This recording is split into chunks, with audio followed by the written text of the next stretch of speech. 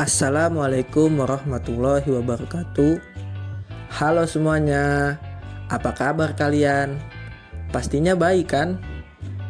Di sini, izinkanlah saya untuk memaparkan materi mengenai faktor yang mempengaruhi perkembangan kognitif anak usia 6-8 tahun. Pertama-tama, izinkanlah saya untuk memperkenalkan diri saya.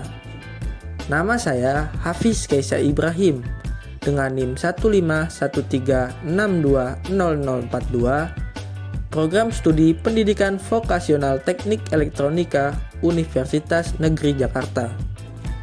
Apakah kalian sudah mengetahui apa itu arti dari perkembangan kognitif?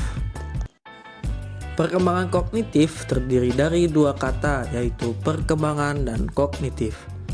Perkembangan dalam bahasa Inggris disebut development. Santok mengartikan perkembangan adalah pola perubahan yang dimulai sejak masa konsepsi dan berlanjut sepanjang kehidupan. Perkembangan berorientasi pada proses mental dan sifatnya kualitatif. Perkembangan berkaitan dengan hal-hal yang bersifat fungsional.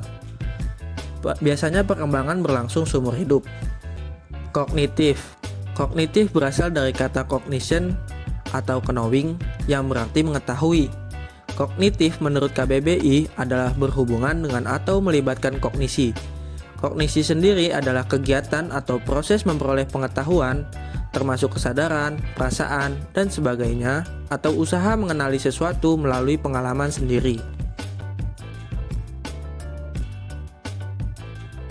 Jadi, perkembangan kognitif adalah pola perubahan yang berhubungan dengan proses memperoleh pengetahuan dengan pengalaman sendiri.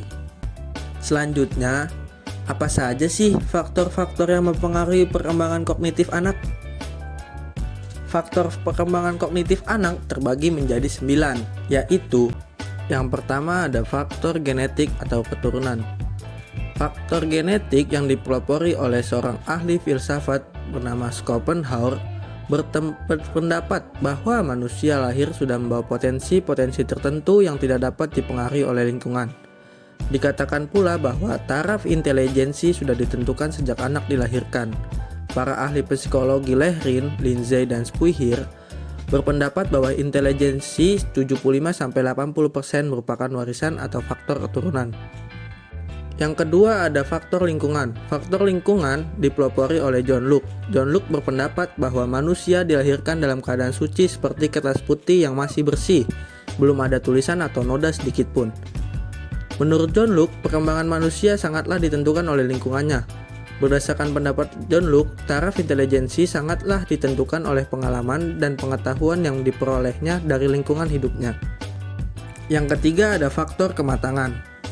Tiap organ fisik maupun psikis dapat dikatakan matang jika telah mencapai kesanggupan menjalankan fungsinya masing-masing. Kematangan berhubungan erat dengan usia seseorang. Yang keempat ada faktor pembentukan. Pembentukan ialah segala keadaan di luar diri seseorang yang mempengaruhi perkembangan intelijensi.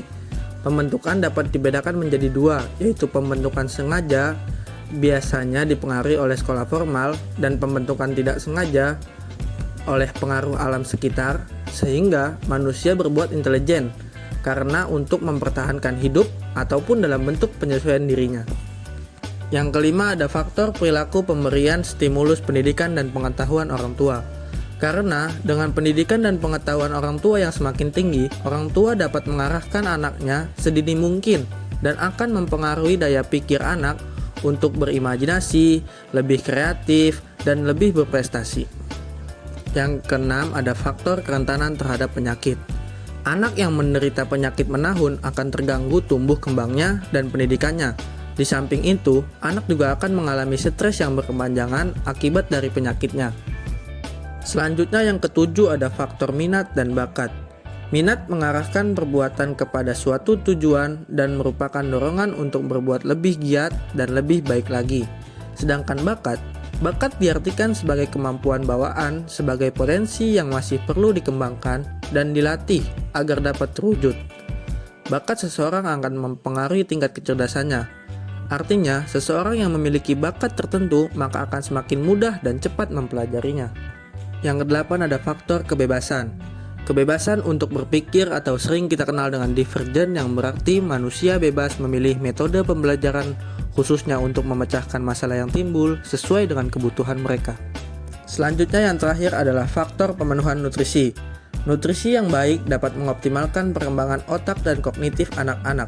Penambahan asupan dianggap efektif pada proses pembentukan otak anak, karena asupan tambahan merupakan faktor gaya hidup yang dapat dimodifikasi untuk meningkatkan fungsi otak. Sekian pemaparan materi mengenai faktor yang mempengaruhi perkembangan kognitif anak usia 6-8 tahun. Kurang lebihnya saya mohon maaf, saya undur diri. Wassalamualaikum warahmatullahi wabarakatuh.